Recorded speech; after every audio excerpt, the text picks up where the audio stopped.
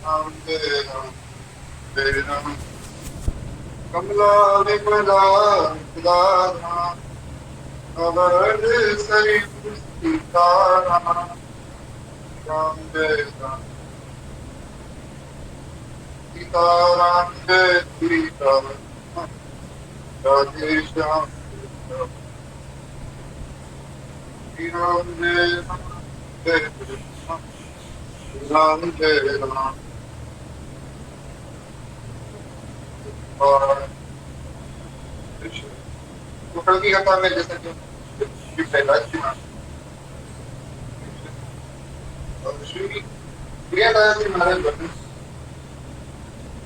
प्रहलाद बाल्यकाल से ही प्रहलाद जी के पिता हिरण्याकश्यप भगवान का आशीर्वाद पाने और संसार में सबसे ज्यादा शक्ति पाने तपस्या करने के लिए महाराज गए। और जब वे तपस्या करने गए तो इंद्र आदि देवताओं ने पूछा कि राक्षसों का राजा तो तपस्या करने गया है, क्यों ना हम राक्षसों पर जो है चढ़ाई करते राक्षसों पर हमला। और वही किया। इंद्र आदि सब देवताओं ने राक्षस किया तो राक्षस प्रहलाद जी की जो माता माता दयालु वे उस समय गर्भवती, तो इंद्र ने उनको भी महाराज को प्रताड़ित किया। और फिर जो है श्री नारद जी आए और नारद जी ने आकर इंद्र की माता को बचाया और प्रहलाद जी की माता को बचाया और इंद्र देव को डांटा भी कि तुम स्त्रियों पर प्रहार करते हो, ये अच्छी बात।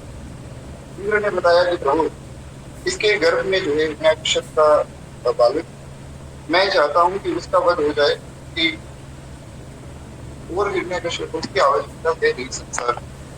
तो फिर प्रहलाद जी के विषय में श्री नारद जी ने सांत्वना दी कि महाराज प्रहलाद जी बहुत बड़े भक्त बनेंगे आगे चले, तो इनसे डरने की आवश्यकता नहीं। संत कभी भी किसका अहित नहीं करते। संत तो महाराज सदैव सबका कल्याण करते। संत सरल चित जगत हितर जान सुभाव सनी बाल विनय सुनिकर कृपा राम चंद्र। कितनी सुंदर बात श्री गोस्वामी जी महाराज के। वे कहते हैं कि संत सरल चित जगत हित। संत जो है चित्त से बड़े सरल होते और सारे संसार का कल्याण करने वाले। जान स्वभाव सनी, जिनके स्वभाव में ही प्रेम है सब जीवों से सब प्राणियों से, वे निश्चल निष्कपट प्रेम करते हैं, क्योंकि निज प्रभु में देते ही जगत कहीं संग करें विरोध। जब सारे संसार को वे प्रभु में ही देखते हैं तो महाराज विरोध किससे करेंगे। जैसे अभी कल की घटना है, एक बड़ी सुंदर एक रील किसी ने भेजी थी, तो उसमें पूज्य श्री प्रेमानंद बाबा वे बता रहे थे कि महाराज एक दिन रात के समय में पूज्य बाबा और उनके सब परिकर जन, जैसा कि रात में सबको दर्शन देने के लिए महाराज जी निकलते हैं वैसे ही निकले। तो जैसे ही महाराज जी दर्शन देने सबको निकले तो रास्ते में श्री महाराज जी के चरणों में एक मेंढक आया और वो मर गया। तो महाराज जी ने थोड़ा तोड़ चादी से देखा तो पता लगा कि एक मेंढक पांव के नीचे आकर मर गया। उन्हें बड़ा कष्ट हुआ। हालांकि उस मेंढक की तो सदगति ही हुई हो, क्योंकि एक तो श्री धाम वृंदावन, ऊपर से वृंदावन की रज, और ऊपर से ऐसे महापुरुष जैसे भगवत सिंह के चरणों से मृत्यु हुई, तो निश्चित रूप से कल्याणी हो। परंतु कुछ श्री प्रेमानंद बाबा बताते हैं कि तुरंत हम वहां से आए और अगर हमने गोपाल सहस्त्र नाम का पाठ किया, ताकि वो पाठ का जो फल है वो उस मेंढक को दिया जाए, तो भगवान से प्रार्थना की कि प्रभु इसकी सदगति होनी चाहिए, हमसे गलती से जो है तो ऐसे सब संत जन है कि एक छोटे से मेंढक के भी प्राणों का विचार करते कि इसके भी प्राण, इसका भी जीवन कहीं व्यर्थ ना चला जाए।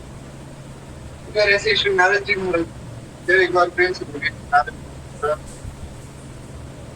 जी ने वहां प्रहलाद जी की रक्षा की है कर्म, और रक्षा करने के बाद वे माता कयाधु को अपने ही आश्रम में ले आए। तो प्रहलाद जी और माता कयाधु नारद जी के आश्रम में ही रहे, यानी कि प्रहलाद जी अपनी माता के गर्भ में और माता जो है प्रहलाद नारद जी। तो नारद जी के आश्रम में तो महाराज सब संत रहते हैं, और संतों के बीच में तो भगवान की कथा होती है। तो वहाँ नारद जी जो है उन्हें भगवान की कथाएं सुनाते हैं, जिसके कारण हुआ ही कथाएं सुन सुन के माता कयातु का मन को भगवान में लगा ही, परंतु उससे ज्यादा श्री प्रहलाद जी का मन भगवान में लग गया। कि जो व्यक्ति पहले से कुछ सीख चुका होता है उसको नई चीज सिखाना थोड़ा कठिन होता है, पर जो एकदम ही खाली कागज है उस पर कुछ भी लिखा जा सकता है। तो इसलिए प्रहलाद जी तो भी गर्भ में जैसे अभी कुछ भी नहीं जाना, तो जब उन्होंने भगवान की कथा सुनी तो उनका मन पूर्ण रूप से भगवान में लग गया। जैसे ही महाराज को लगा अब श्री प्रहलाद जी भक्त बन गए, और जब गर्भ से बाहर आए तो बाहर आते ही भगवान का भजन बचपन से किया करते। घर वाले सब रोकते और मुख्य रूप से जो है हिरण्याकश्यप रोकता, क्योंकि हिरण्याकश्यप के बड़े भाई हिरण्याक्ष को भगवान ने मारा था। तो हिरण्याकश्यप की समझता था कि महाराज ये भगवान मेरे दुश्मन, वो ये नहीं समझता था कि मेरा भाई गलत और भगवान ने उसको मार कर संसार का कल्याण किया। वो समझता था कि महाराज भगवान मेरे वैरी और मुझे भगवान से बदला लेना। ऐसे ये राक्षसी बुद्धि। जैसे एक महाराज रील कुछ समय पहले बहुत ऐसा वायरल हो रही, उसमें जो रामानंद सागर जी की रामायण आती थी, आप सबने अवश्य वो देखी हो। तो उसमें आपने एक वो भाग देखा होगा जिसमें कुंभकर्ण को जगाया जाता है, और कुंभकर्ण को जगाकर फिर रावण कहता है कि कुंभकर्ण तुम्हें जो है मेरी ओर से लड़ना होगा। तो वो पार्ट आप सबने देखा होगा। तो वहां पर कुंभकर्ण ने एक बात कही कि देखो वैसे तो आपने काम बड़ा गलत किया है, अरे महाराज आप जानकी जी को उठाकर ले आए, आपको पता भी है कौन है, साक्षात जगत जननी को आप उठाकर लाए हो, पर चलो कोई बात नहीं, अब भाई हो सहायता तो करनी पड़ेगी। तो लोगों ने वो रील में महाराज वो पार्ट काट के लगाया और पीछे लिख दिया कि देखो ये होता है भाई, चाहे कुछ भी गलत हो सही हो भाई को साथ देना चाहिए। ये मूर्खता है। अगर हर एक गलत कार्य में घर वाले साथ देते रहे तो वो आपका कल्याण नहीं कर रहे, आपका अहित कर रहे, ये समझना है। हाँ भाई, भाई का कर्तव्य ये है कि अपने दूसरे भाई सन्मार्ग पे लगाओ, उसे अच्छा रास्ता दिखाओ कि ये गलत कर रहे हो, आपको ऐसा नहीं करना चाहिए। तो क्या इस प्रकार से मतलब हर एक प्राणी को अपने घर वालों से सुंदर शिक्षा देनी चाहिए।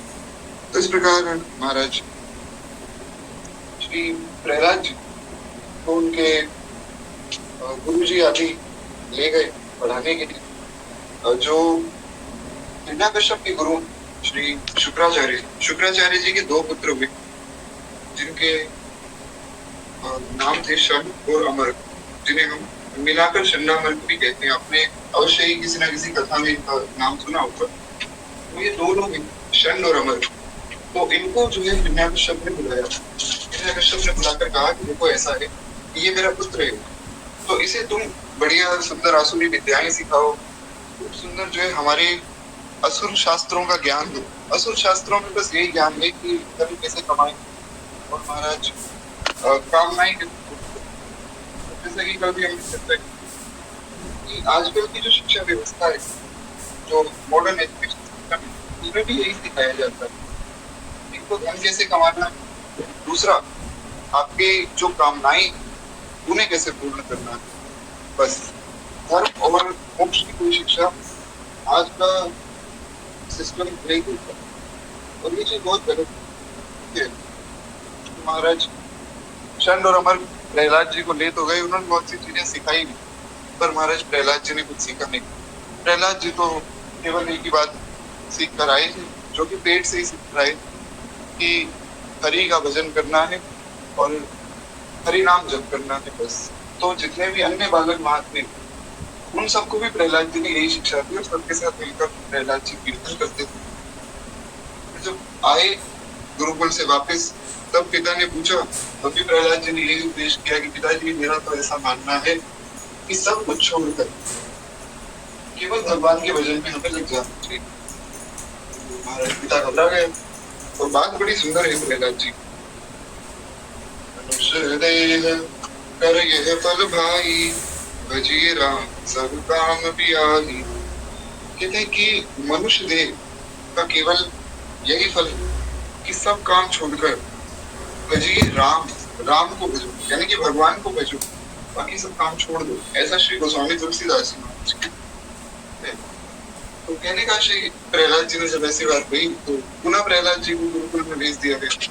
तो प्रहलाद जी वहां भी काम मानने वाले, तो वे गुरुकुल में जाके जो नए बच्चे अब आए थे राक्षसों के, अब उनको भी शिक्षा देने लग गई, भैया वास्तविक पढ़ाई तो है भगवान को पाना, तो ये सब चीजें छोड़ो, तुम्हें मैं बढ़िया बढ़िया कीर्तन सिखाता हूँ, तो मिलकर हम लोग कीर्तन करें। तो इस प्रकार जो है ये नए बच्चों को भी कीर्तन सिखाने लग गए। तो षंड और अमर भागकर आए और आकर जो है इन्होंने हिरण्यकश्यप को सारी बात बताई कि देखो आपका पुत्र खुद भी कीर्तन करता है, दूसरों को भी करवाता है, और हम रोके तो मानता नहीं, तो फिर आप हम पे नाम लगा देते हो कि हमने जो है इसको भगवान की भक्ति में लगाया है। अरे महाराज हम राक्षस हैं, हम तो भक्ति में लगाएंगे, मतलब है तो ब्राह्मण पर राक्षस कुल के साथ है ना, तो हम भी उसे भक्ति में लगाएंगे। तो इस प्रकार अब हिरण्यकश्यप ने देखा ये प्रहलाद मान नहीं रहा है। महाराज हिरण्यकश्यप ने बहुत प्रताड़ना, और देखिए ये सुनने से पहले एक बात ये समझते हैं कि जितना दुख श्री प्रहलाद जी के जीवन में आया उतना दुख हमारे जीवन में तो नहीं। जितना दुख श्री मीराबाई ने, श्री तुलसीदास जी ने सहा उतना दुख हमारे जीवन में तो नहीं। तो फिर हमें व्यर्थ में चिंता नहीं करनी चाहिए।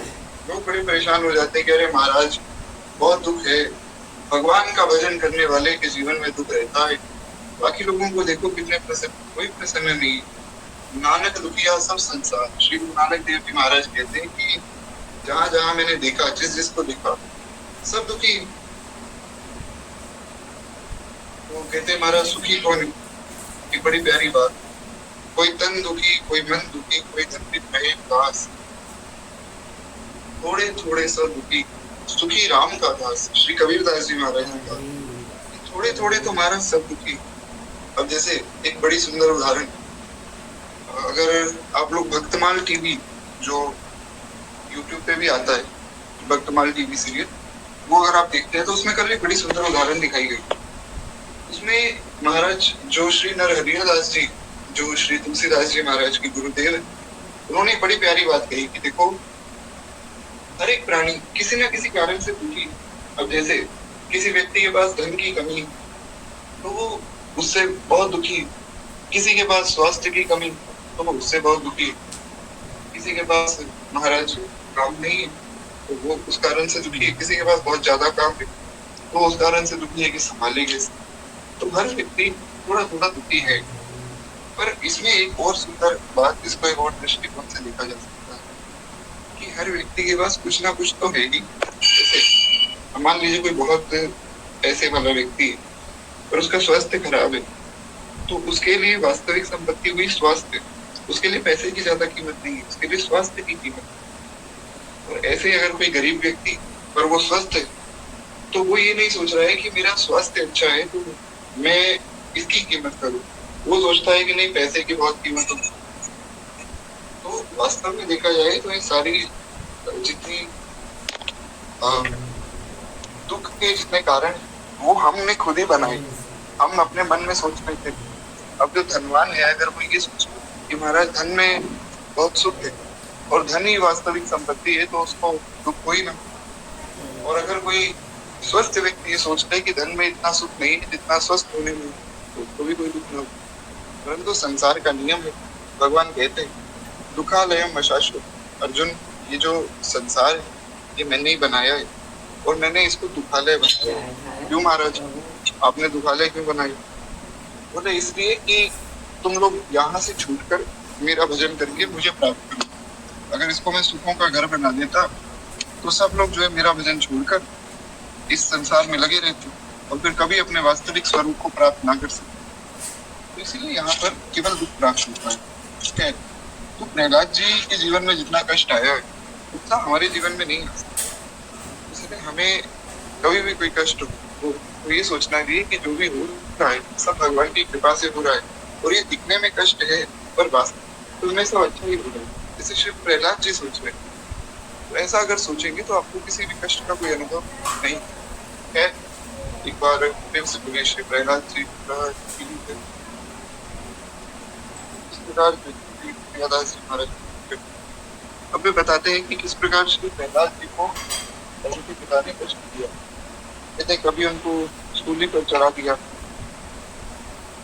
कभी मदमस्त हाथियों के नीचे डलवा, मतलब विशाल का एक हाथियों को बुलाया और प्रहलाद जी को नीचे लेटा दिया और नीचे लेटाकर महाराज श्री प्रहलाद जी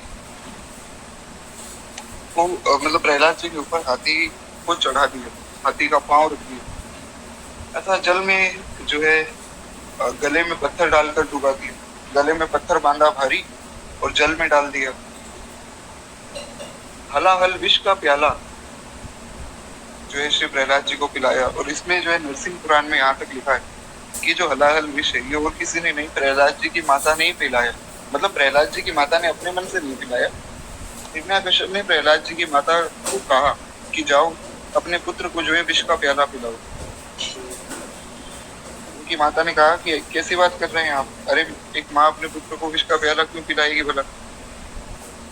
तो हिरण्याकश्यप ने उन्हें मजबूर किया कि देखो अगर तुम पतिव्रता नारी हो तो तुम्हें मेरी आज्ञा को मानना पड़ेगा, तुम्हें जाना पड़ेगा और तुम्हें प्रहलाद को विष का प्याला पिलाना ही पड़ेगा। अब सोचिए एक माँ पर क्या प्रभाव पड़ेगा इस बात का, जो अपने ही पुत्र को विष का प्याला पिलाना पड़ रहा है, और एक पुत्र पर क्या प्रभाव पड़ेगा कि मेरी जन्मदात्री माता मुझे विष पिला रही। पर प्रहलाद जी तो प्रहलाद जी है महाराज, वे कभी किसी के प्रति गलत भाव रखते ही नहीं। कहते हैं धधकती हुई अग्नि में जलवा दिया। ये कथा तो सबको ज्ञात है कि महाराज अग्नि में बिठाया और जो हिरण्याकश्यप की बहन थी होलिका, उसे वरदान प्राप्त था ब्रह्मा जी से कि वो जलेगी नहीं। तो जैसे ही वो बैठी तो उसकी गोद में श्री प्रहलाद जी को बिठाया। प्रहलाद जी अपना भजन कर रहे थे और इतने में ही जो वस्त्र था जिसमें वरदान था वो प्रहलाद जी के ऊपर आ गया, होलिका जल गई। तो इस प्रकार होलिका दहन। फिर एक बार प्रेम से बोलिए भगवान की। कभी पर्वत के शिखर से धक्का दे दिया किंतु इनका बाल भी माका नहीं।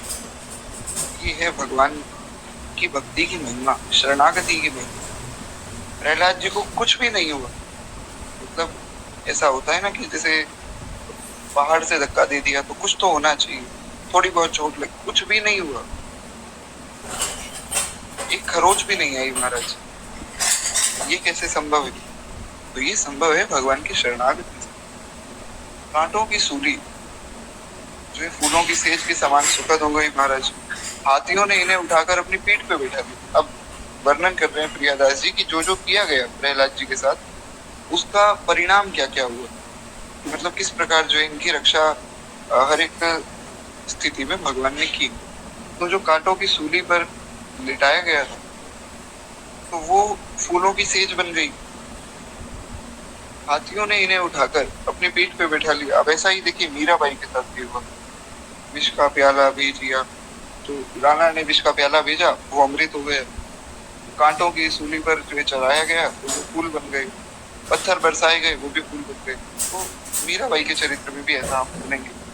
है तो हाथियों के नीचे कुछ लवाया गया था, हाथी आए, हाथियों ने सूंड से इनको अपनी पीठ पे बैठा लिया।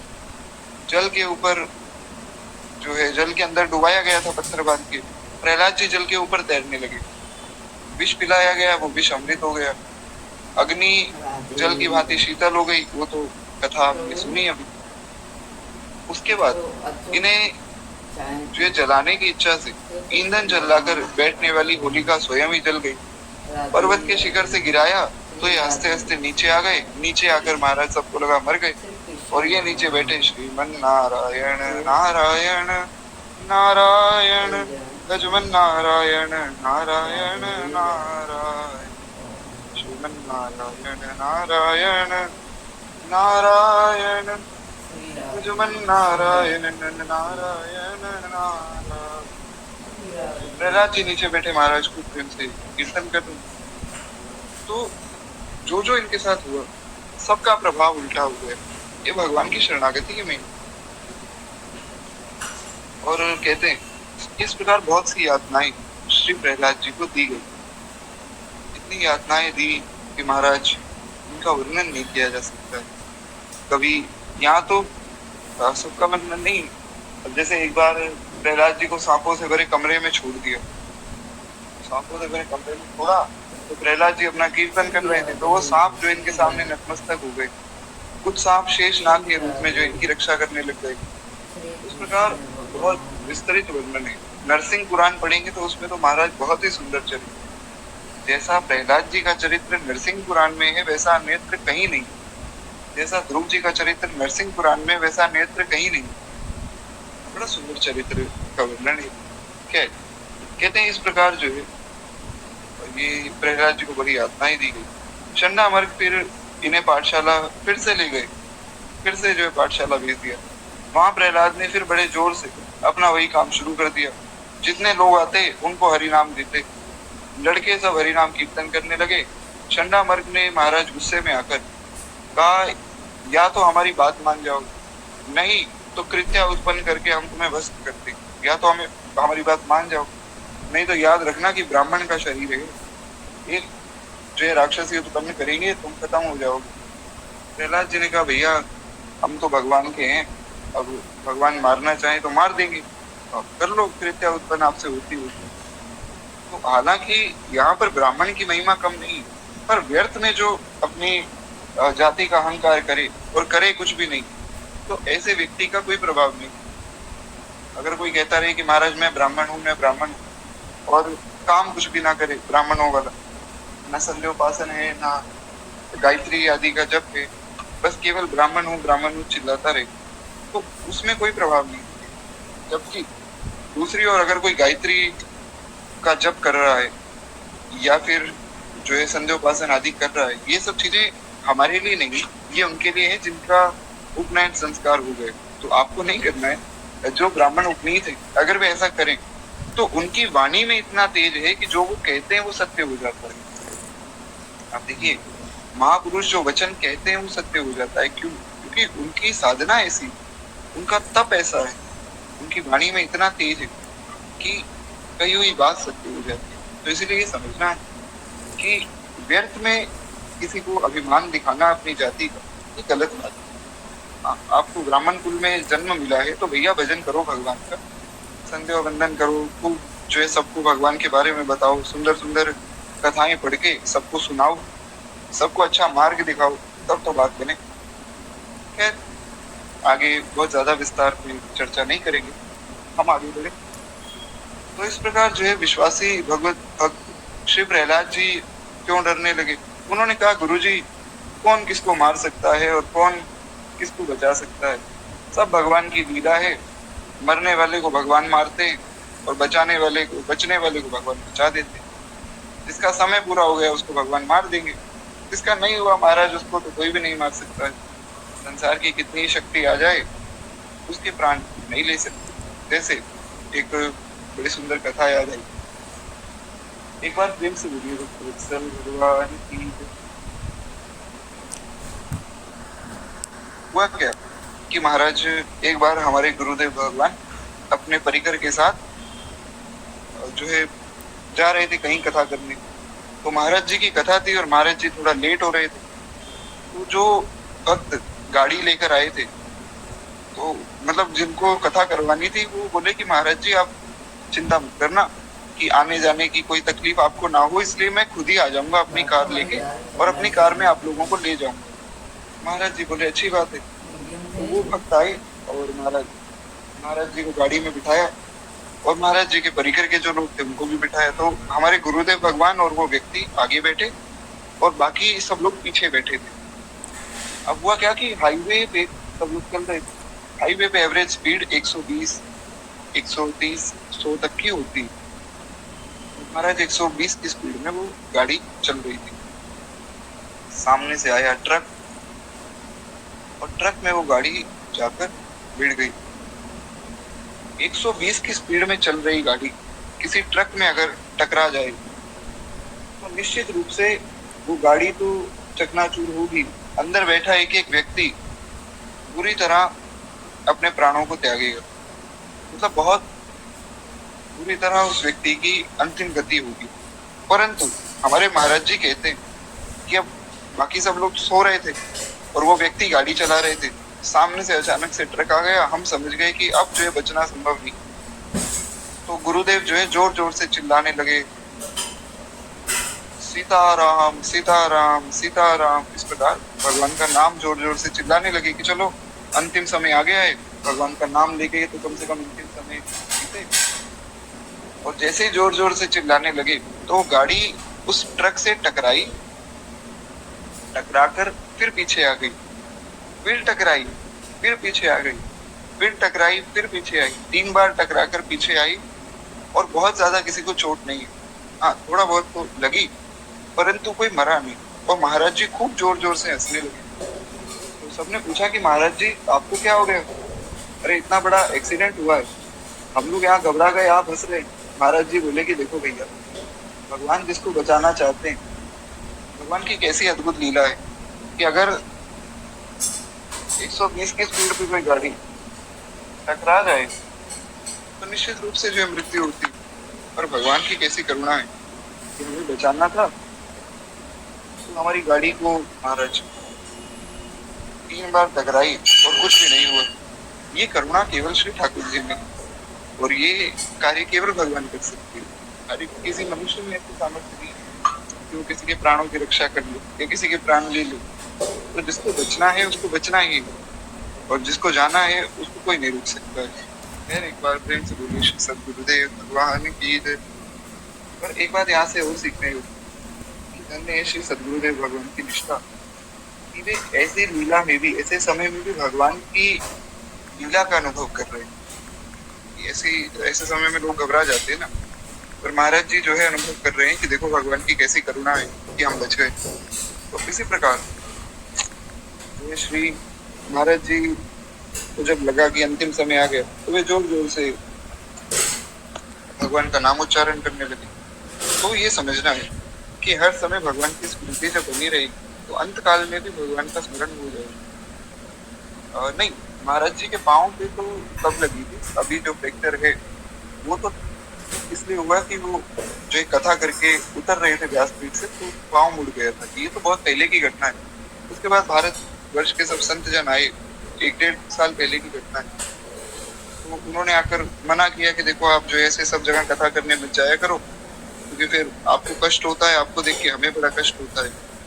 फिर महाराज जी 6 महीने आराम भी कर रहे थे, लगभग 1.5-2 साल पहले की बात। खैर हम थोड़ा आगे बढ़े। एक बार फिर से बोलिए भगवान की जय। तो इस प्रकार श्री प्रहलाद जी को भी कुछ नहीं हुआ, और प्रहलाद जी ने अपने गुरुओं को भी कहा कि देखिए जिसको बचना है वो बच ही जाएगा, और जिसको मरना है उसको महाराज आप थोड़ी मारेंगे, उसको तो मरना ही है। तो सब भगवान की लीला है। इस पर क्रुद्ध होकर चंडामर्क ने महान विकराल ज्वालामयी कृत्या को उत्पन्न किया। कृत्या ने प्रहलाद के हृदय में शूल मारा। भक्त भयहारी भगवान की शक्ति से सुरक्षित प्रहलाद की छाती पर लगते ही शूल टूट गया। अब ऐसा अस्त्र मारा क्योंकि महाराज वज्र के समान बड़ा कठोर है, तो शूल कहते हैं। तो उस कृत्या ने जब वो शूल मारा तो उसको लगा बस प्रहलाद की खत्म। अरे 5 वर्ष का बालक है, शूल का प्रहार थोड़ी सह लेगा। बड़े बड़े जो भारती वे नहीं सह पाए, तो बालक क्या करेगा। पर प्रहलाद जी की छाती से जैसे ही वो शूल टकराया तो वो शूल ही महाराज उसका प्रभाव खत्म हो गया, वो शूल टूट गया। तो क्या हैरान हो गई कि ये कैसे हो सकता है, मेरा शूल टूट कैसे सकता है, वो भी एक बच्चे की छाती पर लगकर। हालांकि जो प्रहलाद के पिता थे ना, हिरण्याकश्यप, ये महाराज बड़ा कठोर व्यक्ति थे। इसकी कठोरता के बारे में आगे हम सुनेंगे, जब भगवान इसका वध करेंगे तब उस समय मैं आपको बताऊंगा। इस प्रकार महाराज की कठोरता थी, बड़ा कठोर व्यक्ति था हिरण्याकश्यप। खैर, लेकिन प्रहलाद जी तो बड़े कोमल है। 5 वर्ष का बालक इतना कोमल होता है, उसको अगर थोड़ी सी भी चोट लगे तो रोने लग जाता है। पर एक शूल टकराया और प्रहलाद जी शांत खड़े रहे, ये देखकर वो कृत्या हैरान हो गई। उसको लगा शायद ये कोई मायावी बालक है। कृत्या परास्त होकर लौटी और दोनों ब्राह्मणों को मारकर स्वयं ही नष्ट हो गए। तो होता क्या है कि जब आप प्रेत आदि को सिद्ध करते हैं या ऐसे कोई राक्षसों को उत्पन्न करते हैं, तो अगर इनका कार्य पूर्ण ना हो तो ये उसको ही मार देते जिसने इनको उत्पन्न किया। इसलिए ये जो आसुरी विद्याएं हैं ये बड़ी खतरनाक है। हालांकि इस पर ज्यादा चर्चा नहीं करनी है क्योंकि ये हमारा विषय नहीं, और वैसे भी इस पर चर्चा करके क्या ही फायदा है। परंतु ये बात समझती है कि जो आसुरी विद्याएं उनसे सदैव व्यक्ति को बचना चाहिए, क्योंकि बहुत से ऐसे भक्त भी हैं जो नहीं तो वैष्णव पर महाराज गलत मार्ग में चल गए और तांत्रिक आदि के चक्कर में पड़ गए, अपना विनाश करवा बैठे। तो ये समझना है कि ऐसे चीजों से हमें सदैव दूर रहना चाहिए। कुछ ऐसे भी लोग हैं जो व्यर्थ में ही ऐसे काम करते हैं। अब नाम तो नहीं लूंगा क्योंकि ऐसा किसी का अपमान करना हमारा उद्देश्य नहीं है, परंतु केवल एक बात मैं कह रहा हूँ। है एक व्यक्ति हमारे ग्रुप में, तो वे क्या करते थे कि पहले कथा में आते थे, आजकल तो कथा में नहीं दिखते, तो वे पहले कथा में आया करते थे। तो कथा रोज सुनते और कथा के बाद रोज मुझसे कुछ ना कुछ प्रश्न पूछते। तो एक दिन कुछ ऐसा ही मैंने शायद वर्णन किया होगा, मानस जी की कथा चल रही थी, तो उन्होंने कहा कि ठीक है आज से जो है मैं ऐसा करूंगा, रात को 3 बजे शमशान घाट जाऊंगा। हाँ, उस वक्त शरणागति की महिमा पर चर्चा हुई थी उस दिन, तो शायद विभीषण जी का चरित्र था। तो विभीषण जी आए रोते बिलखते कि प्रभु मैं तो पापी हूँ, रावण का भाई हूँ, ऐसा हूँ वैसा हूँ। भगवान ने कहा भैया क्यों चिंता करते हो, तुमने चाहे करोड़ों ब्रह्म हत्या कर दी हो, तुमने चाहे दुनिया के सबसे जघन्य पाप किए, तुम चाहे दिन रात पाप ही करते हो, एक बार आकर ये कह दो ना कि प्रभु मैं आपका हूँ आप मेरे, मैं तुम्हें स्वीकार कर लूंगा, तुम चिंता मत करो, अब तुम्हारा कल्याण होगा, तुम मेरी शरण में हो। महाराज खूब विस्तार में चर्चा हुई कि भगवान कितने करुणा में। तो विभीषण जी का चरित्र हुआ, तो उन्होंने मुझे कहा कि अब से जो है मैं 3 बजे जाऊंगा शमशान घाट पे बैठ जाऊंगा, फिर मैं देखता हूँ कि कौन आकर मुझे परेशान करे। ये भाव अच्छा है कि भगवान की जो है शरणागति का बल लेकर आप जाएं, परंतु इसकी आवश्यकता नहीं। तो ऐसे उल्टे सीधे काम ना तो हमें सुनने हैं और ना ही करने। आपको भगवान की शरणागति का बल है, ये अच्छी बात है, पर उसका ये मतलब नहीं कि आप व्यर्थ में उल्टे सीधे काम करें। इससे अच्छा अपने भजन में ध्यान लगाएं। तो ये समझना है। एक बार प्रेम से बोलिए भक्तवत्सल भगवान की जय। तो महाराज इस प्रकार श्री प्रहलाद जी से वो कृत्या हार गई, हार कर जो उसने फिर उन दोनों ब्राह्मणों को मार दिया और खुद भी खत्म हो गई। बस इतना ही काम होता है प्रेतों का, पिशाचों कि वो या तो काम पूरा कर देंगे या फिर जिसने उत्पन्न किया उसको मार देंगे और उसके बाद फिर खुद ही भूल जाते हैं।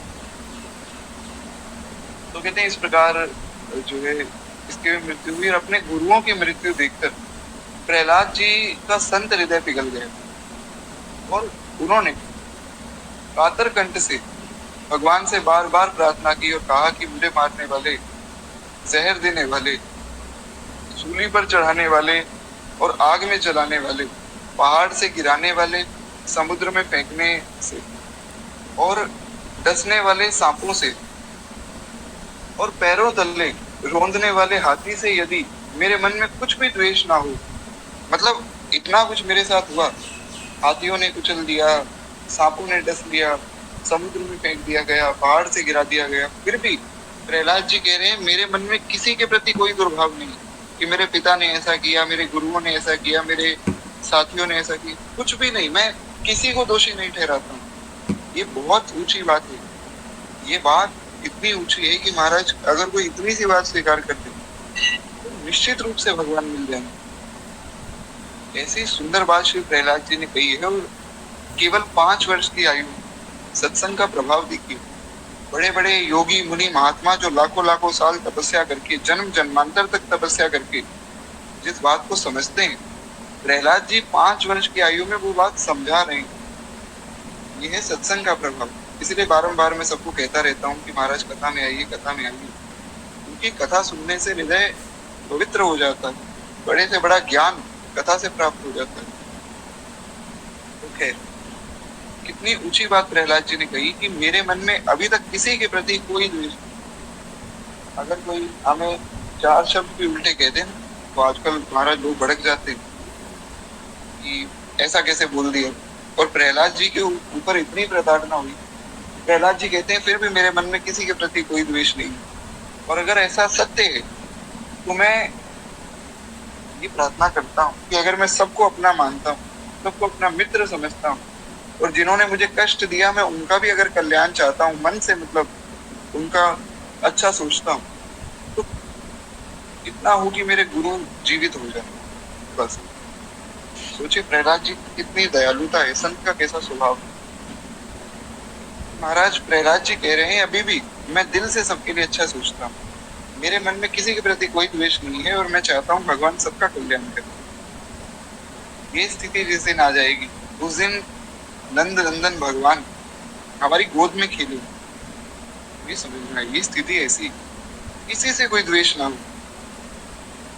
श्री स्वामी हरिदास ठाकुर जी महाराज जो कि गौड़िया वैष्णव परंपरा के संत थे, श्री चैतन्य महाप्रभु की परंपरा के साधु थे। हरिदास ठाकुर जी तो वे 22 घंटे नाम जप करते थे। इतना नाम जप करते, इतना नाम जप करते कि उनका दर्शन कोई कर ले तो पवित्र हो जाए। तो महाराज मुगलों को पता लगा और उन्होंने फिर उन्हें वे भरे बाजारों में ले जाकर कोड़े मारे।